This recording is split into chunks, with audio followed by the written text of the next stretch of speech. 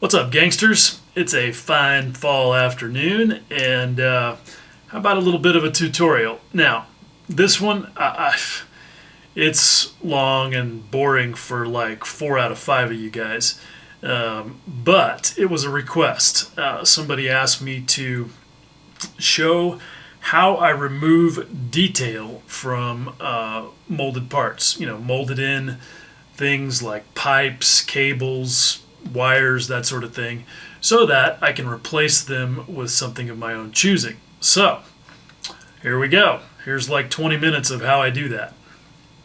Okay, so let me get into this by showing you first what the goal is and where I'm headed. All right, so you can see that these pieces have pretty standard Hasegawa molded in detail for these air lines, fuel lines, hydraulic lines, whatever they are.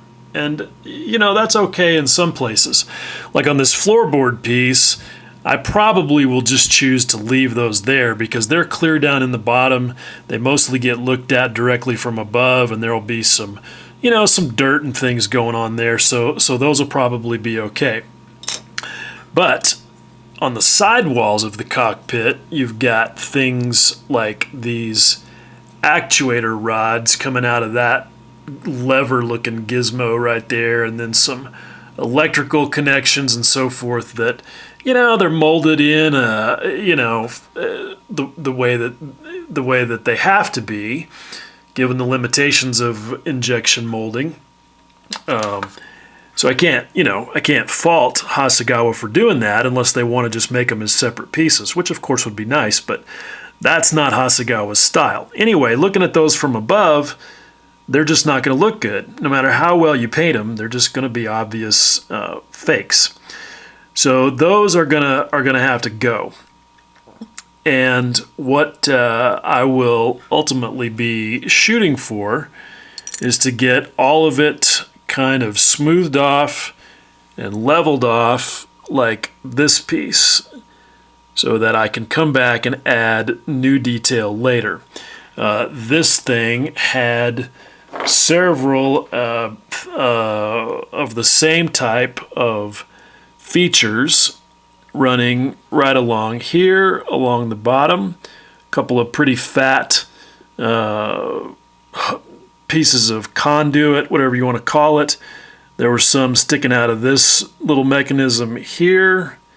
And then over here, there were also some similar linkage type things. And that's all gone and been smoothed off, and I think pretty satisfactorily. So that's what I'm going to be aiming for. Now, having said all that, that's the goal. That's what I want to accomplish. It's really important to visualize not only how you're going to go about removing detail like this, but to also visualize how you're going to replace it. What materials you're going to use. Is it going to be like, this little length of nickel silver rod from Albion? Is it going to be lead wire? Is it going to be brass tubing? What is it? So once you know the kind of materials, you can then start to think about how you're gonna make it. You're actually going to integrate it with the existing structure most effectively. And one of my favorite things that I feel like is really important is to pre-drill. So like you can see on the bottom of that box, it's going to get some lead wire as an electrical connection that's pre-drilled. Those things that I removed there. Hello, fly. Yep, it's that season. I was shooting still photos of this stuff yesterday. Yeah, I was having a hard time keeping the flies out of the pictures. But anyhow, they're just doing their thing. So anyway, yeah, I got all that pre-drilled. You can see up there I've pre-drilled for some more electrical stuff. So anyway, it's really important to kind of pre-visualize all that and have a solid plan. So given that, what is the next step? All right, so The first thing that I want to do is, just do the rough cuts. Stuff that's going to be, pretty easy, pretty straightforward to remove. So these gizmos right here, come on, seriously, this is my video, not yours, stupid fly. Anyway, I believe in being efficient, so the first thing I'm going to do is just come in here and clip off as much of this stuff as I can.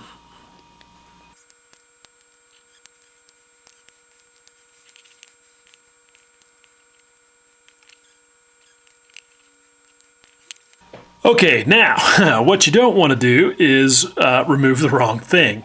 I did not spend enough time studying this, and I went too far in one area, and you probably already know what that is. This right here, okay, that ridge right there, that's not a linkage, that's just a molded in stringer. And I've started clipping it off back here.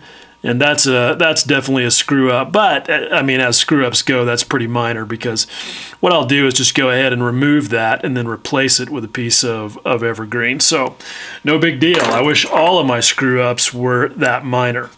All right, so the next thing is I want to have this thing firmly stuck to something solid, and this little anvil is great for that. And I've just got a piece of blue tack on there. So now I'll be able to get to some serious cutting action without having it fly across the room. So next thing is, what do I want to use to actually get rid of that? All right, so I have some options. I have a set of dental burrs, and they are fantastic. So let me show you. These are some that I got at my local tooth yanker. I paid $1,200 for them and got a free crown while I was there. Pretty cool. Great deal.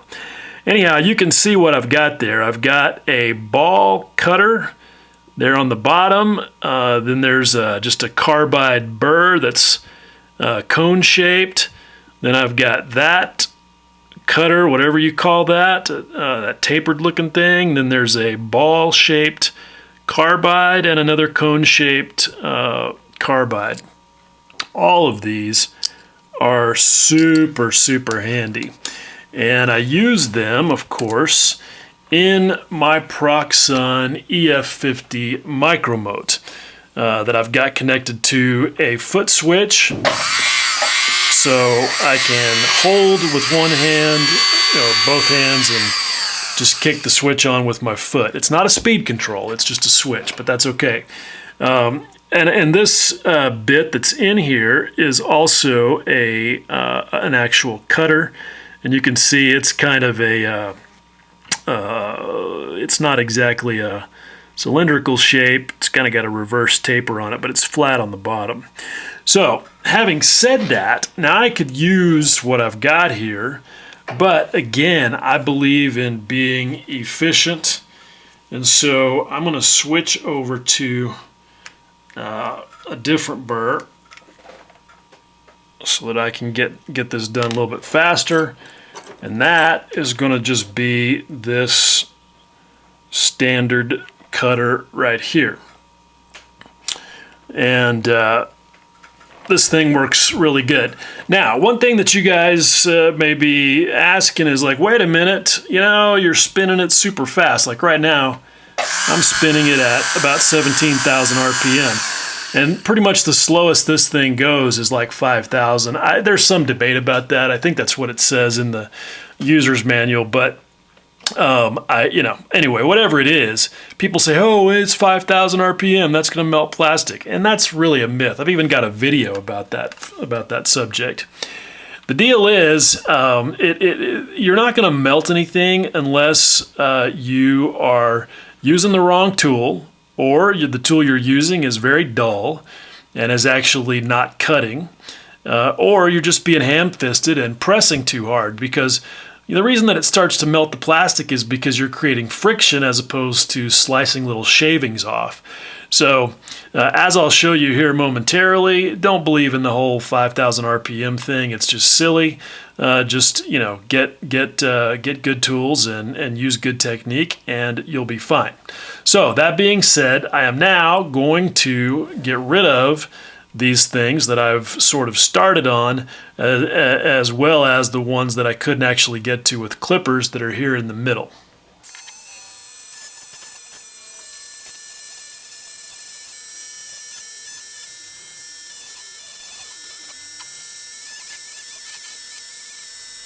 Okay, so not too bad. Now, a couple of things. One reason I spin this thing so fast is because it's less grabby at higher RPMs, and that's important because what you don't want is for it to catch an edge and sling itself over and jam into something that's important, because then you have a repair you have to do. And where it can get grabby, and I was making a little bit of a calculated gamble, was when you get into a corner or something like that. You want to keep the minimum amount of contact patch as possible when you start getting in there. So that's not bad. That's that's obviously a pretty rough cut, but that's what I'm after. That gets most of the material removed in just a matter of seconds there. So that's a pretty good start. And as you can see, no melting took place. All right, now I've put in this smaller burr. If the camera will focus, thank you. And now I'm going to come back and clean up and remove a little bit more material with this.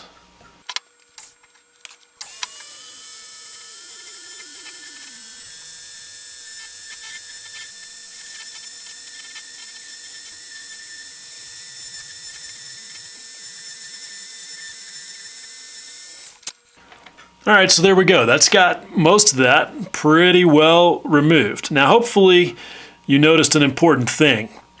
When I use this tool, what I'm doing is I'm cutting side to side. I'm not plunging. All right, so like if I were going to remove this rib right here, what I would be doing is coming at it from the side, and that's how that's how this particular type of cutter works. All right, it's hard to see, but it has flutes that run axially, anyway. It's a miniature version of this thing right here. So it will plunge. I mean, you can see that it's got that capacity, but I don't really want to do that. I want to use it more like an end mill, where it's cutting only on the side, stay focused here, only on the side. And so that way I don't dig in and remove material from the base structure of the part that I don't want to. So that's why I'm trying to kind of hold it as vertically as possible relative to the feature and move it laterally. Hopefully that makes sense. And that's also why I'm not using a ball cutter, because that's pretty easy to go below the surface of the base part, which I don't want to do.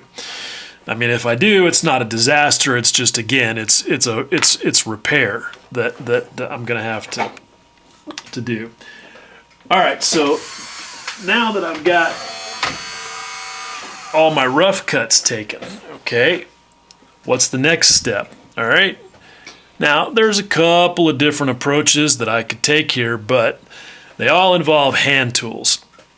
So the one I'm going to start with is this thing here. This is pretty nifty. This is a Mission Models chisel, but other people make them. You can see that it is just exactly what it says it is. And what I'm going to now try to do is come in here and use this thing to get down closer to the surface in an efficient fashion.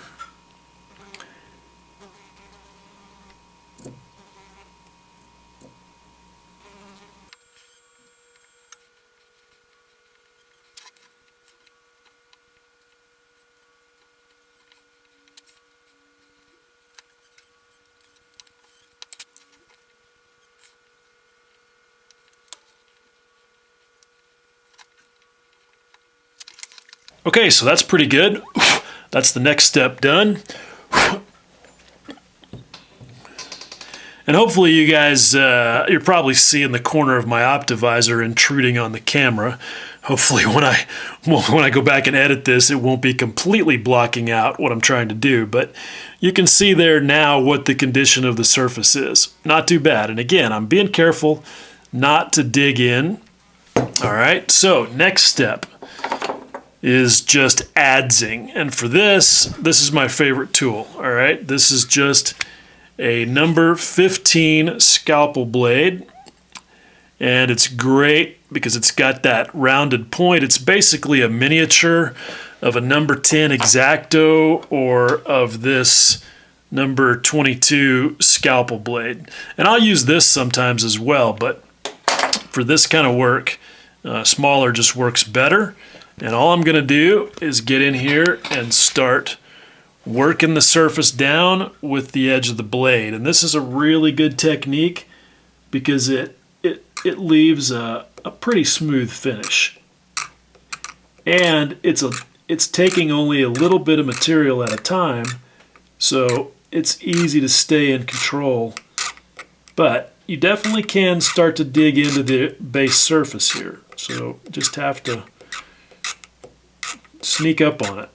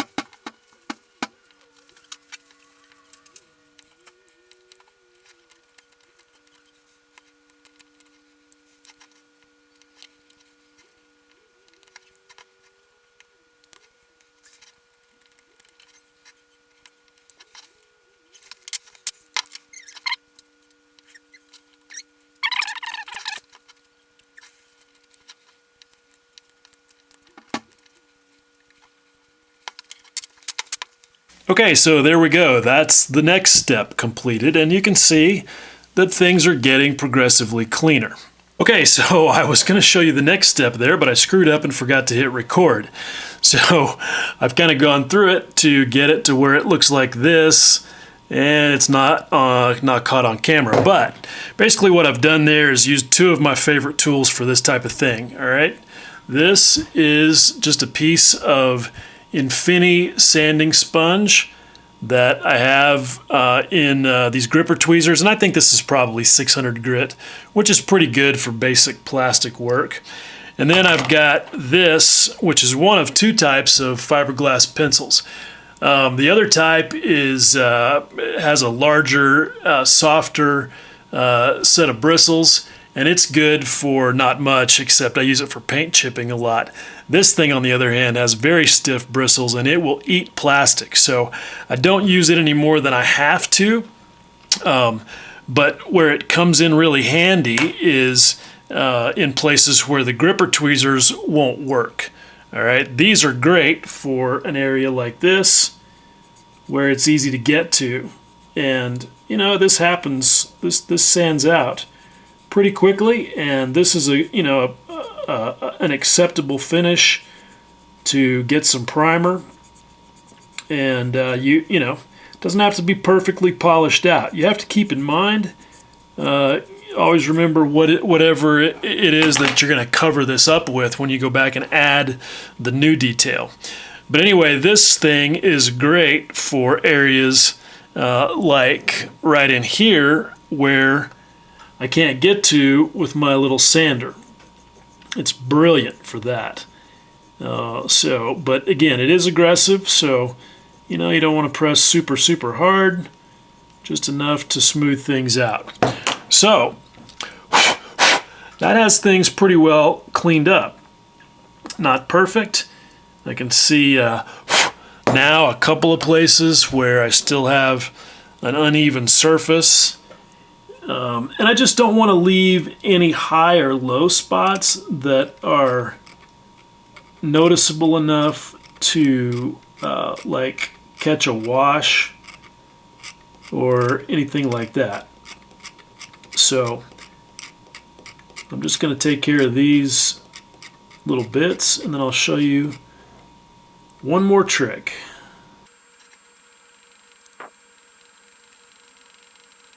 One thing you'll notice here where I'm doing this last bit of scraping is that as I scrape, you can kind of see where it stays a lighter color from the surface being sanded.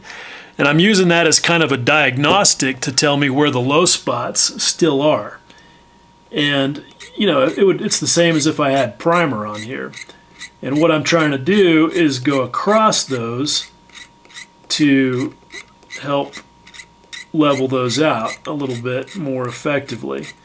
But I'm just scraping real lightly, and once I see those light spots go away, then I'll know that the surface has been leveled out.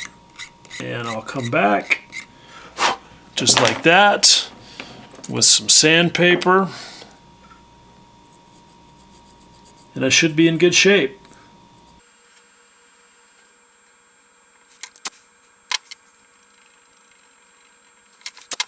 All right, last little trick, if necessary, okay?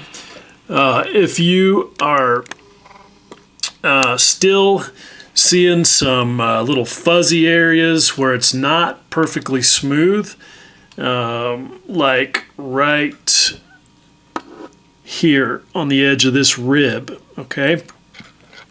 Super quick and easy way to take care of that is with a little bit of Tamiya Extra Thin.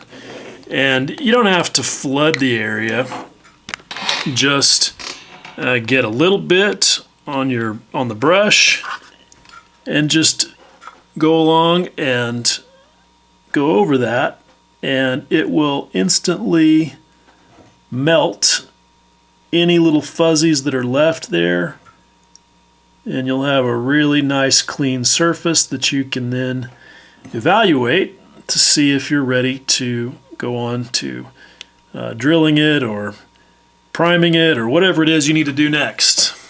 Okay, so there you go. I hope that I hope that meets the request. I know that there's probably a lot of you guys, if you suffered through that, you're like, why do we need a video for this?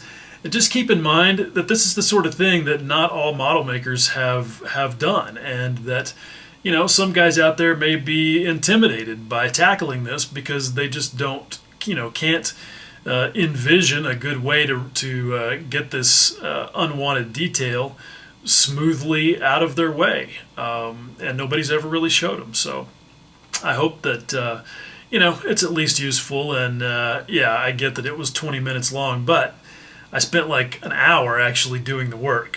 So, you know, some of these things just take time. So it is what it is. I hope it helps, and as always, I definitely appreciate you watching. Much love.